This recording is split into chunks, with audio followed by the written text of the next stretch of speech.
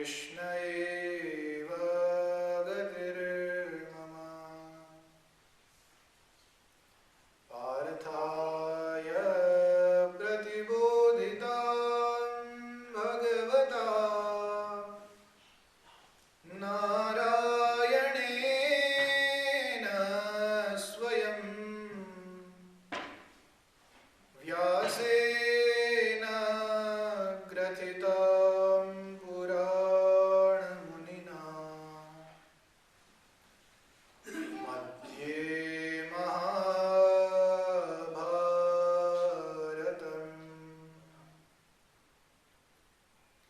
अद्वैतामृतवर्षिणीं भगवतीम्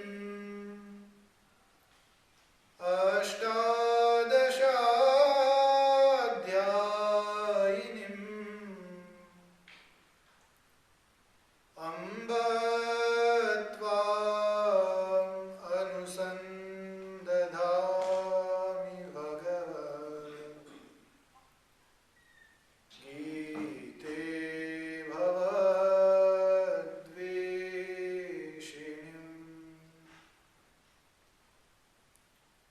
वसुदेवसुतं देवं कंसचाणूरमर्दनम् देवकी परमानन्दम् कृष्णं वन्दे जगद्गुरुम् गुरुर्ब्रह्मा गुरुर्विष्णुः गुरुर्देवो महेश्वरः गुरुर्साक्षात् परब्रह्म तस्मै श्री गुरवे नमः। श्री कृष्ण कन्हैया लाल की जय। श्री सद्गुरु देव की जय।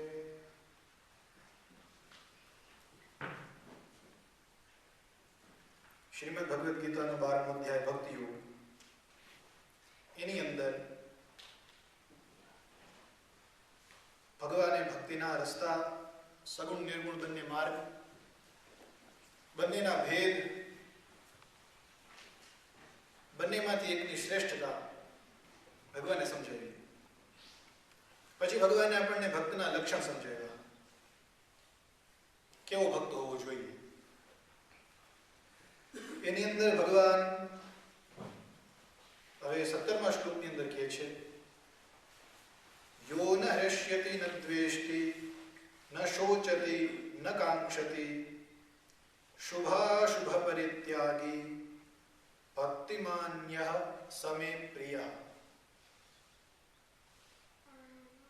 સીધો અર્થ, યો એટલે કે જે, ન હૃષ્યતિ જે ક્યારેય હર્ષ નથી પામતો, ન શોચતી ન દ્વેષ્ટિ જે બીજાનો દ્વેષ નથી કરતો, ન શોચતી શોક નથી કરતો, ન કાંક્ષતી જે કોઈ વસ્તુની કામના નથી કરતો, અને શુભાશુભ પરિત્યાગી શુભ અને અશુભ દરેક પ્રકારના કામનું, દરેક પ્રકારના કર્મનું જેણે ત્યાગ કર્યો છે. ભક્તિમાન્યઃ એવો ભક્તિવાળો, મને પ્રિય મને વાલો છે. ભગવાને આની પહેલાના શ્લોકોમાં પણ આપણને સમજાવ્યું કે સંસારના સુખે સુખી થવું, સંસારના દુઃખે દુઃખી થવું એ બરાબર છે, પણ આપણને અંદરથી ન કોઈ સાથે સુખ હોવું જોઈએ, ન કોઈ સાથે દુઃખ હોવું જોઈએ, ન કોઈ સાથે મિત્રતા, ન કોઈ સાથે દ્વેષ. કામના, ન કોઈ વસ્તુનો શોક. ન હર્ષ્યતિ મતલબ કે હર્ષ ન કરવું, સુખી ન થવું. એટલે ભગવાન એમ કહે છે કે આખો જિંદગી મોઢું લટકાવીને બેસવું નહીં. પણ ભગવાન બે વસ્તુ સાથે મૂકતા જાય છે. ન હર્ષ્યતિ ન દ્વેષ્ટિ, જે સુખી નથી થતો અને જે દ્વેષ નથી કરતો, મતલબ દુશ્મની નથી કરતો. આ બંને વસ્તુ એકબીજાની ઓપોઝિટ છે. ન શોચતી ન કાંક્ષતી, જે શોક નથી કરતો અને જે કોઈ વસ્તુની ઈચ્છા, કોઈ વસ્તુની કામના નથી કરતો. ભગવાન આગળના શ્લોકોમાં પણ, હવે 2 કે 3 શ્લોકની અંદર પણ ભગવાન બે વસ્તુની વાત સાથે કરશે. શુભાશુભ પરિત્યાગી, આ શ્લોકમાં પછી આગળ ભગવાને કીધું શુભ અને અશુભ બંને કામ જેને છોડ્યા છે. ભગવાન આપણને સમજાવે છે કે જેના જીવનમાંથી દ્વંદ્વ જતો રહ્યો છે, દ્વંદ્વ મતલબ ડ્યુઆલિટી, બે વસ્તુ, બે હોવાનો ભાવ. આપણા શાસ્ત્રોની અંદર, વેદોની અંદર બહુ પ્રાચીન મત દ્વૈત અને અદ્વૈત, જેના ઉપર ઘણા બધા આપણા આચાર્યોએ, ઘણા બધા સંતજનોએ, ઘણા બધા વિદ્વજ્જનોએ ખૂબ સારા ગ્રંથો, ખૂબ સારી ટીકાઓ, ખૂબ પ્રમાણ આપ્યા. એ દ્વૈત અને અદ્વૈત. દ્વૈત એટલે કે જેની અંદર આપણને બેનો ભાવ થાય એ દ્વૈત, અને અદ્વૈત કે જેની અંદર આપણે બીજું કંઈ વિચારીએ જ નહીં. થોડું અજીબ છે, થોડું અટપટું છે, એટલે જ અદ્વૈતનો માર્ગ થોડો અઘરો, થોડો કઠણ છે. કેમ કે અદ્વૈત એટલે કેવી વસ્તુ કે જેમાં આપણે બીજું કંઈ વિચારવાનું જ નથી. હવે તમે કદાચ એમ વિચારો, દુનિયા છે એ નથી વિચારવાનું. દુનિયા છોડો, તમારે એ નથી વિચારવાનું કે હું પણ છું. કેમ કે જો તમે તમારા શરીરને વિચારશો તો તમે તો આત્મા છો, પણ તમે તમારા શરીરને વિચાર્યું તો બે થઈ ગયા, શરીર અને આત્મા. તો ત્યાં દ્વૈત આવી ગયું ને. અદ્વૈતનો રસ્તો એવો છે, વેદોનો, બ્રહ્મસૂત્રનો અને આપણા ઉપનિષદોનો માર્ગ છે કે જ્યાં આપણી અંદર દ્વૈતતા, બેપણાનો ભાવ નથી, ત્યાં આપણને દુઃખ નથી. એટલે જ આપણા ઋષિમુનિઓ કહે છે કે જેને દ્વૈત છે એ માણસ દુઃખી છે. જેને અદ્વૈતનો રસ્તો લેવાનો શું કામ કહે કે જે જગ્યાએ આપણે બીજી કોઈ વસ્તુને વિચારશું જ નહીં, ત્યાં આપણને દુઃખ અને સુખ બેમાંથી કંઈ નહીં થાય. કેમ કે જ્યારે તમે બીજો માણસ વિચારો કે ચાલો મારો મિત્ર છે, હવે તમારો મિત્ર આવ્યો એટલે તમને એની પાસેથી એક્સપેક્ટેશન આવી કે મારા માટે કંઈ સારું કામ કરે, અથવા એ ક્યારેક કંઈ ખરાબ બોલ્યો તો આપણને એમ થાય ઓહો કેમ ખરાબ બોલ્યો, આપણને ખોટું લાગે.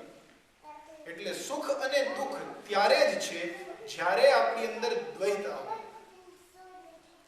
એટલે અદ્વૈતની સ્ટેજ પર આપણે પહોંચવાનું છે, પણ અદ્વૈતે પહોંચવું એટલું સહેલું નથી કે જેટલું હું બોલું છું.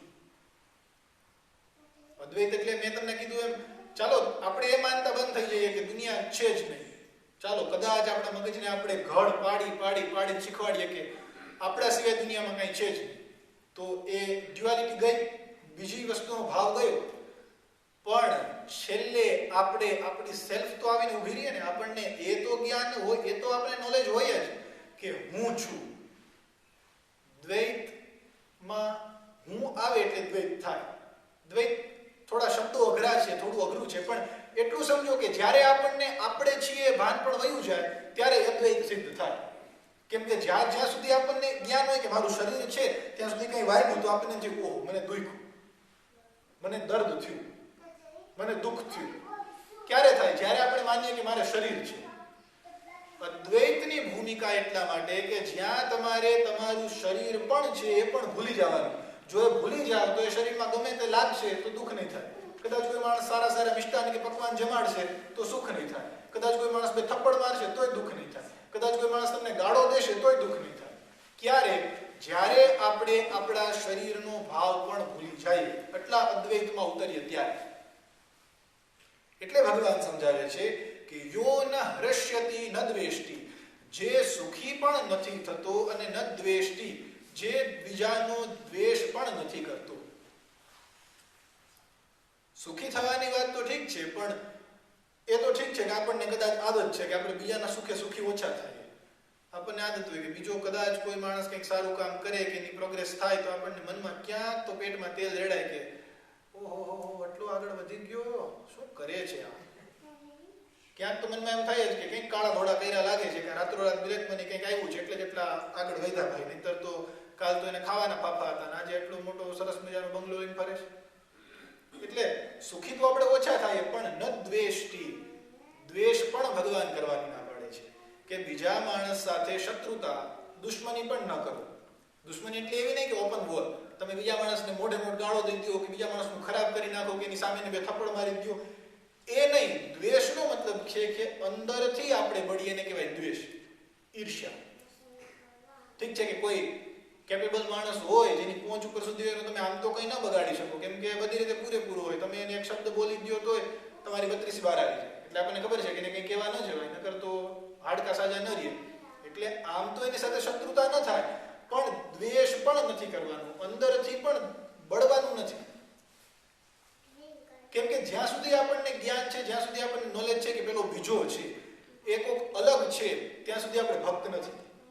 ભગવાન સૌથી પહેલા સમજાવ્યું છે કે જેને સમસ્ત સંસારમાં મિત્રતા છે, જેને દરેકે દરેક માણસ સાથે કરુણા છે, જેને દરેક વ્યક્તિ સાથે પ્રેમ છે, અને જો તમને બધા સાથે પ્રેમ હોય તો તમને બીજાનું જોઈને દુઃખ શેનું થાય? તમારા જ ફેમિલીમાં તમારો જ ભાઈ કે તમારી જ બેન સારી એવી પોસ્ટ કે સારા એવા માર્ક્સ અચીવ કરે યુનિવર્સિટીના લાસ્ટ યરમાં કે ગમે તે કોઈ પણ સેશનમાં, તો તમને આનંદ થાય ને, ઓહો મારો ભાઈ તો આટલા સારા પર્સન્ટેજ પાસ થયો. કેમ? કેમ કે તમારો છે. હવે તમારા જ ક્લાસમાં, તમારા જ સર્કલમાં કોઈ છોકરો તમારાથી આગળ વધી જાય તો આપણને ગુસ્સો આવે કે કેમ આગળ થઈ ગયો, મારે કેમ સારા ટકા ના આવ્યા? તો એ દ્વેષ છે, કેમ કે આપણે એને આપણું નથી માનતા. ભગવાન સૌથી પહેલી કન્ડિશન એ મૂકે છે કે જ્યારે આપણે આ દુનિયાને આપણી મિત્ર માનશું, જ્યારે આપણે બધાને પ્રેમ કરશું, તો પછી દુઃખ કરવું ને સુખ કરવું બધું જતું રહેશે. કેમ કે જ્યાં આપણો પોતાનો ભાગ આવ્યો ત્યાં પછી દ્વેષ કે ત્યાં પછી ઈર્ષ્યા ન થાય. એટલે ભગવાને કીધું કે યો ન હૃષ્યતિ ન દ્વેષ્ટિ, જે સુખી અને દુઃખ દ્વેષ નથી કરતો, ન શોચતિ ન કાંક્ષતિ. હવે આગળ ભગવાન બીજી બે વાત કહી કે જે નથી શોક કરતો કે નથી કાંક્ષતિ, ન કોઈ કામના કરતો. શોક તરત જ થાય, બહુ જલ્દી થાય.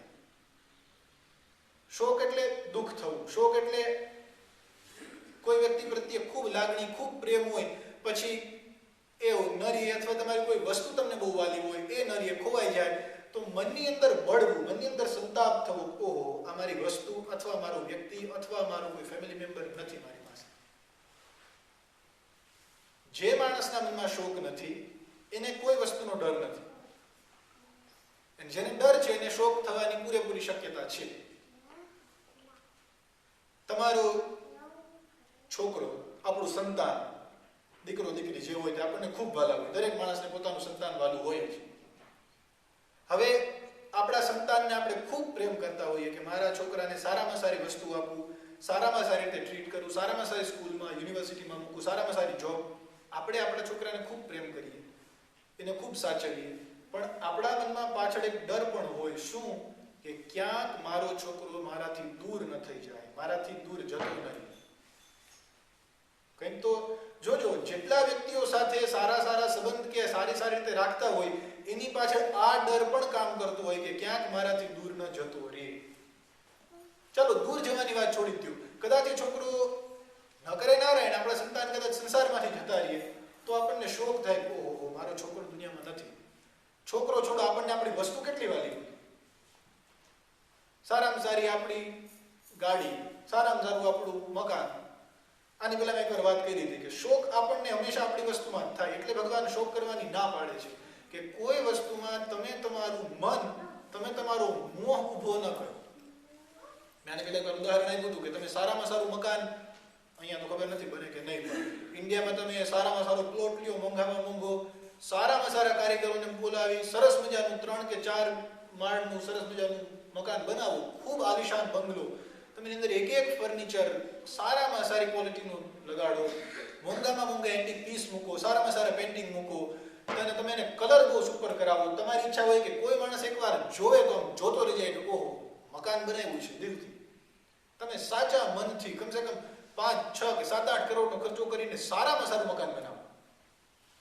પછી એ મકાનની અંદર તમે આરામથી બેઠા છો બપોર વચારે, અહીંયા તો ગરમી નથી પણ ઇન્ડિયાની ગરમી પડતી હોય, સરસ મજાનું એસી ચાલુ હોય, તમે તમારા રૂમમાં બેઠા બેઠા આરામ કરતા હો અને તમને જોરથી ઠક ઠક ઠક અવાજ આવે, બહાર જઈને જુઓ કે શું થાય છે.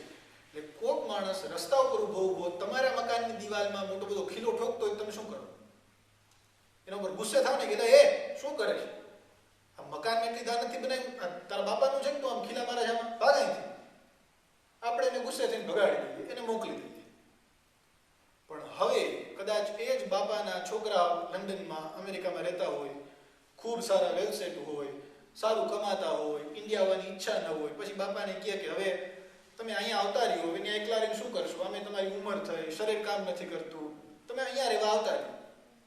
બાપાની ઈચ્છા થાય કે આખી જિંદગી ભટકા છે, હવે છોકરાઓ સાથે રહેવા જાય. બાપાને એમ થાય કે છોકરા આવડો મોટો બંગલો મોંઘા ખર્ચે બનાવ્યો છે, એમને કેમ મૂકીને આવું? મોહ થઈ ગયો ને કે મેં બંગલો એટલી દાનતથી બનાવ્યો છે. કોઈક માણસ આમ ખીલી મારે તોય ગુસ્સો આવી જાય, તો એટલું બધું મકાન વાલું હોય તો બાપા એમને થોડા મૂકીને જાય. પણ છોકરાઓ કે આપણે એને વેચી નાખીએ, ઓપ્શનમાં કાઢીએ, સારો ભાવ આવશે. બાપા કે ઠીક છે. હવે મકાન વેચવા કાઢીએ, 7 કરોડનો ખર્ચો કર્યો એના બદલે 10 કરોડ આવે. હવે ડીલ ફાઇનલ થઈ જાય કે 10 કરોડનું મકાન ચાલો ફિક્સ થઈ જ ગયું છે. અને હવે મકાન વેચાઈ ગયું, જે માણસ લેવાવાળો છે એના નામે કાગળિયા થઈ ગયા, બાપાને મકાન સાથે કંઈ લેવા દેવા નથી, 10 કરોડ રોકડા આવી ગયા છે. હવે કદાચ કોઈ માણસ આવીને મકાનમાં ખીલો મારશે, બાપા બોલશે? હવે નહીં બોલે, ખબર છે કે આપણું ક્યાં છે, જેનું હોય એનું જાય. એટલે જ ભગવાન કહે છે કે જો આપણે આપણો મમત્વ ભાવ રાખશું તો આપણને શોક, તો આપણને દુઃખ થશે. જો બાપાને ખબર છે કે મારું મકાન છે જ નહીં, મેં તો મકાન વેચી દીધું, મારે તો 10 કરોડ ઊભા થઈ ગયા, હવે ભલે મકાન પડી જાય, મારું શું જાય, તો ત્યાંથી શોક જતો રહ્યું, ત્યાંથી દુઃખ જતું રહ્યું. મકાન પડી જાય કે ગમે તે થાય તો કેમ કે હવે ત્યાં મોહ નથી, હવે ત્યાં મમતા નથી. એટલે ભગવાને કીધું કે ન શોચતી, શોક ન કરે. શોક કોણ ન કરે? જેને મમતા ન હોય, જેને ખોટો મોહ ન હોય. ન કાંક્ષતી, અને જે કામના પણ નથી કરતો. કામના મતલબ કે વધારે પડતી ઈચ્છા રાખવી. વધારે પડતી ઈચ્છા શું? ઈચ્છા રાખવી. આની પહેલા 1-2 વાર મેં આપણા ગીતાજીના દર્શનમાં જ વાત કરી છે કે આપણે આપણા જીવનને જરૂરિયાતમાં રાખીએ તો ક્યારેય દુઃખી ન થઈએ, પણ જો આપણે આપણા લાઈફને ઈચ્છાના રસ્તે લઈ જઈએ તો ડગલે ને પગલે દુઃખી થવાનું. જરૂરિયાત એટલે આની પહેલા સમજાવ્યું હતું કે તમારે બપોરે 2 રોટલી અને 1 વાટકી શાકથી તમારું શરીર ચાલતું હોય, એને કહેવાય જરૂરિયાત. પણ જો ઈચ્છા થવા લાગે કે રોજ મને સરસ મજાનું પકવાન મળે, આજે ગુલાબજાંબુનું મન થયું તો કાલે પૂરણપૂરીનું મન થાય, પરમ દિવસે ત્રીજી કોઈ આઈટમનું મન થાય, પછી એ મન થતું જાય.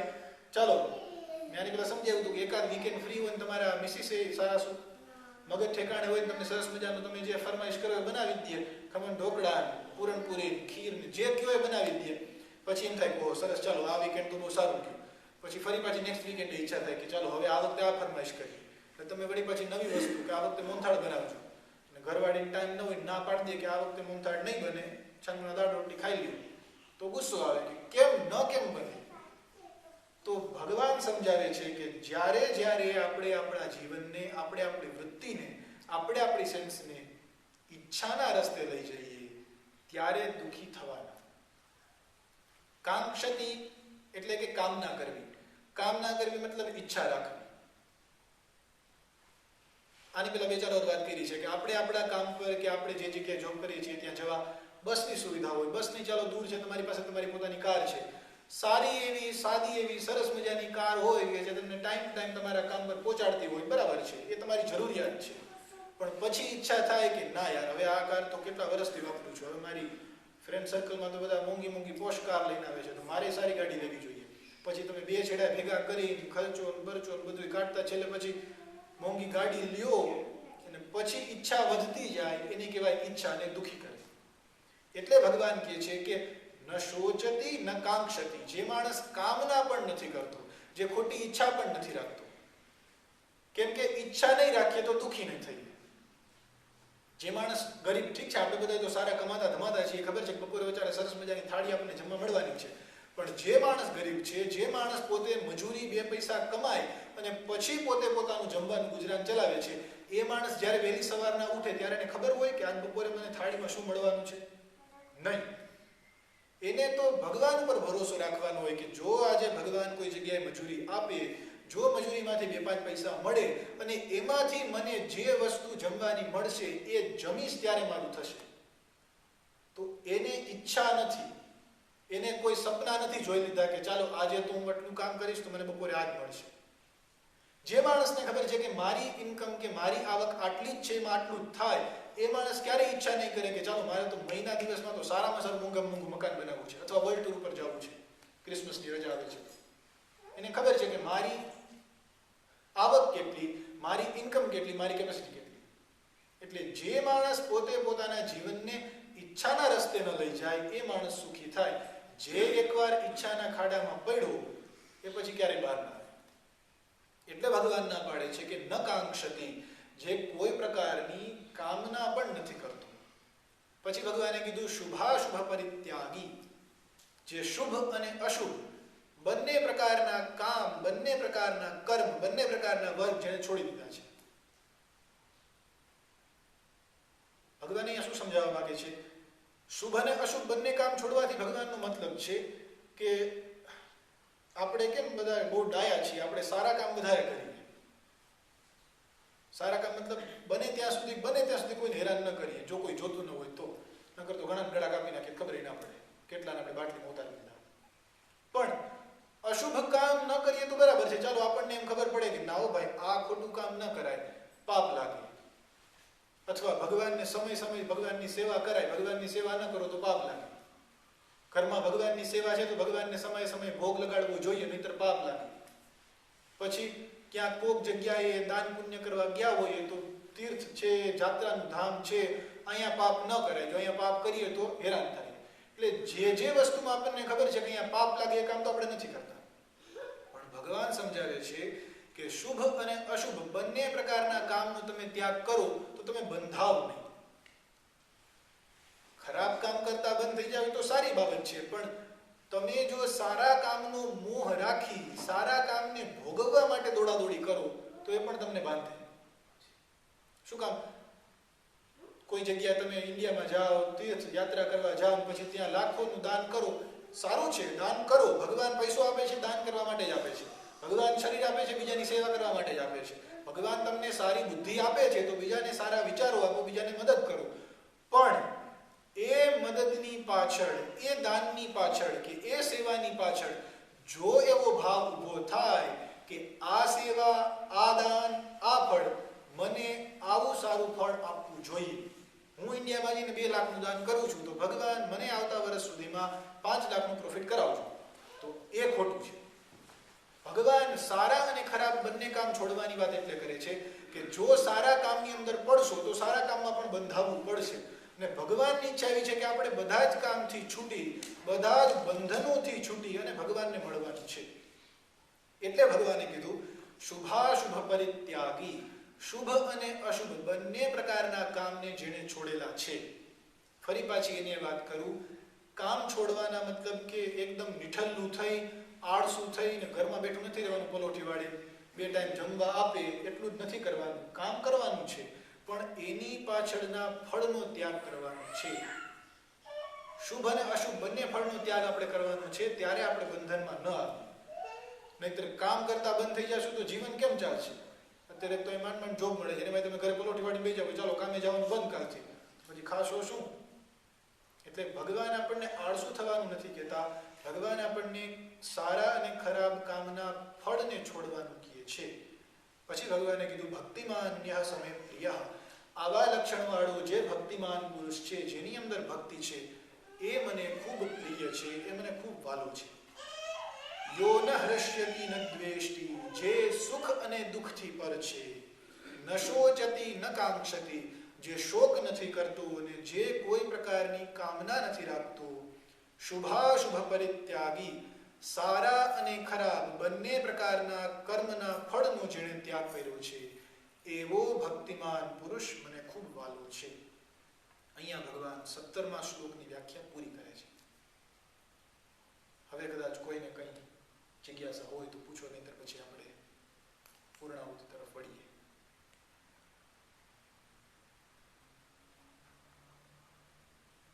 સરસ. અને બધાને જાણ કરવાની મંગળવારે 3 તારીખે આપણો હિન્દુઓનો ખૂબ મોટો તહેવાર ગુરુ પૂર્ણિમા. ભલે આપણને અહીંયા બહુ ઓછાને ખબર હશે, આપણે અહીંયા તો જન્માષ્ટમી, રામનવમી, હોળીની ખબર હોય, પણ આપણો ખૂબ મહત્વનો તહેવાર ગુરુ પૂર્ણિમા છે. અષાઢ મહિનાની પૂનમ એટલે ગુરુ પૂનમ. ગુરુ પૂનમનું આપણા બધા માટે ખૂબ ખૂબ ખૂબ મહત્વ છે, કેમ કે આપણે જે કંઈ પણ છીએ આપણા ગુરુના પ્રતાપે છીએ. ગુરુ મતલબ એવું નહીં કે ઇન્ડિયાના ગુરુ તમે જુઓ કે લાંબી દાઢીવાળા હોય, કેસરી કપડાવાળા હોય, હાથમાં મોટી બધી માળા હોય, લાંબી જટા હોય, એનું જ નામ ગુરુ નહીં. ગુરુ પેન્ટ શર્ટમાં પણ હોય, ગુરુ ફેન્સી જીન્સમાં પણ હોય, ગુરુ રોડ ઉપર ચાલતો પણ હોય. એવું નથી કે ગુરુ બધું છોડીને તપ જ કરતો હોય. ગુરુ મતલબ કે જે આપણને જીવનમાં કોઈ એક નાની એવી સારી બાબત શીખવે એ આપણો ગુરુ. અને ગુરુ પૂર્ણિમા એટલે એવા આપણા જીવનના ગુરુની વંદનાનો, ગુરુને થેન્ક્સ કહેવાનો, ગુરુના ચરણમાં શીશ નમાવવાનો, ગુરુને પ્રાર્થના કરવાનો દિવસ. ગુરુની ભક્તિ આપણા માટે વધારે મહત્વની છે, કેમ કે ગુરુ બિન ભવનિધિ તરહિ ન કોઈ, જો શંકર વિરંચિ સમ હોય. ગુરુ વિના આપણા જીવનમાં ક્યારેય કંઈ ન થાય. ભલે આપ કદાચ તમને લોકોને એમ થશે કે અમે લોકો તો આરામથી જીવીએ છીએ, 60-70 તો વયા કે અમે તો કોઈ ગુરુ નથી જોયા, અમે તો આરામથી જીવીએ છીએ. પણ મેં કહ્યું એમ ગુરુ કોઈ જટાધારી કે લાંબી દાઢીવાળો એવું જરૂરી નથી. કદાચ તમે સ્કૂલમાં પણ જો સારું શિક્ષણ લઈ, સારું એજ્યુકેશન લઈને અત્યારે સારી પોસ્ટ પર છો, તો માનવાનું કે એ વ્યક્તિ પણ તમારો ગુરુ છે. તો બની શકે તો ગુરુ પૂર્ણિમાના દિવસે જેને પણ તમે ગુરુ માનતા હો, જે કંઈ તમારા વડીલો, ચાલો ગુરુ કોઈ ન હોય તો કાંઈ નહીં, પણ મા બાપ તો આપણા ગુરુ છે જ, જેણે આપણને સંસ્કાર આપ્યા, જેણે આપણને દુનિયામાં બીજા સાથે કેમ રહેવું એ શીખવાડ્યું. તો ગુરુ પૂર્ણિમાના દિવસે એમના ચરણમાં પણ મસ્તક નમાવી, એમને પણ પ્રાર્થના કરીને આપણે થેન્ક યુ કહેવાનું. અને ભગવાન પણ આપણા ગુરુ છે, એટલે બની શકે તો મંગળવારે સૌ હાજરી આપજો. આપણે સૌ સાથે મળી આપણા પરાત્પર ગુરુ ભગવાન શ્રી કૃષ્ણને, દરેક દેવોને અને આપણા અંદરના ગુરુને પ્રણામ કરશું, એમની ભાવવંદના કરશું. ઓમ પૂર્ણમદઃ પૂર્ણમિદં પૂર્ણાત પૂર્ણમુદચ્યતે પૂર્ણસ્ય પૂર્ણમાદાય પૂર્ણમેવાવશિષ્યતે. ઓમ શાંતિ શાંતિ.